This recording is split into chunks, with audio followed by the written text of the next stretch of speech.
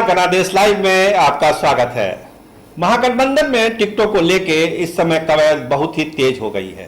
रांची से लेकर पटना तक पूरी कोशिश हो रही है कि टिकटों का बंटवारा जल्दी से जल्दी हो और जिनको भी टिकट मिले वो अब चुनावी अखाड़े में, रणभूमि में जाकर चुनाव की तैयारियों में लग जाएं, जुट जाएं और जनता के साथ संवाद करना शुरू कर दें।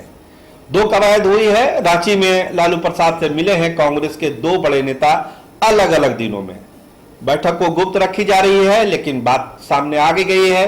पहली मुलाकात शक्ति सिंह गोहिल और लालू यादव के बीच हुई थी और दूसरी मुलाकात अखिलेश सिंह और लालू प्रसाद के बीच हुई है।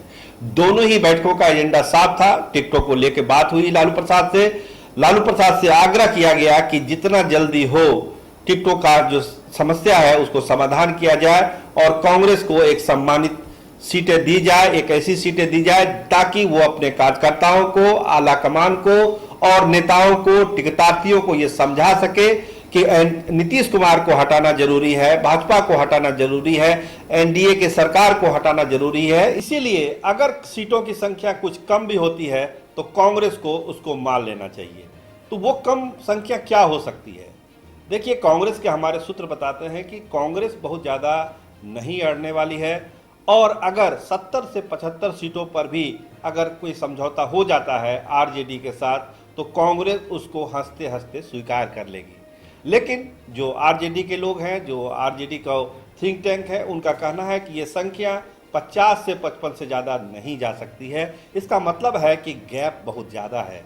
20 से 25 सीटों का गैप है जिसको भरना बहुत ही मुश्किल होगा और वैसी परिस्थिति में कांग्रेस के लिए एक धर्म संकट की स्थिति हो जाएगी कि अब वो करे तो करे क्या। लेकिन लालू यादव को पर उनको भरोसा है कि इतना गैप नहीं होगा और एक उचित सम्मानजनक सीटें कांग्रेस को मिल जाएगी और उसी के इंतजार में कांग्रेस के बड़े नेता दिल्ली से लेकर, रांची से लेकर पटना तक टकटकी लगाए हुए बैठे हैं।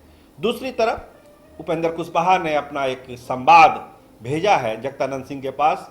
उनके कोषाध्यक्ष राजेश यादव गए थे, मिले जगदाबाबू से और आग्रह किया है कि जो सीटें देनी है दे दीजिए, लेकिन फैसला जल्द से जल्द कर दीजिए। हम छोटी पार्टी हैं, हमको तैयारी करने में समय लगेगा। ये तय हुआ कि रालोसपा अब कहीं नहीं जाएगी लालू यादव को छोड़ के, आरजेडी को छोड़ के, महागठबंधन को छोड़ के।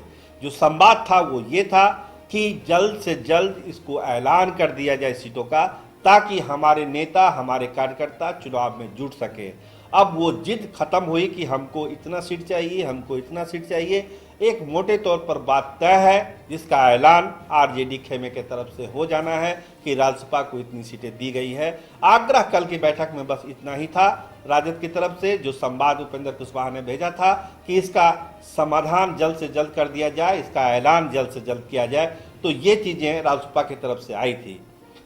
मुकेश सहनी के लिए पहले भी हम बता चुके हैं कि उनकी बात हो गई है। टिकटों को लेके वो बहुत ज़्यादा चिंतित नहीं है।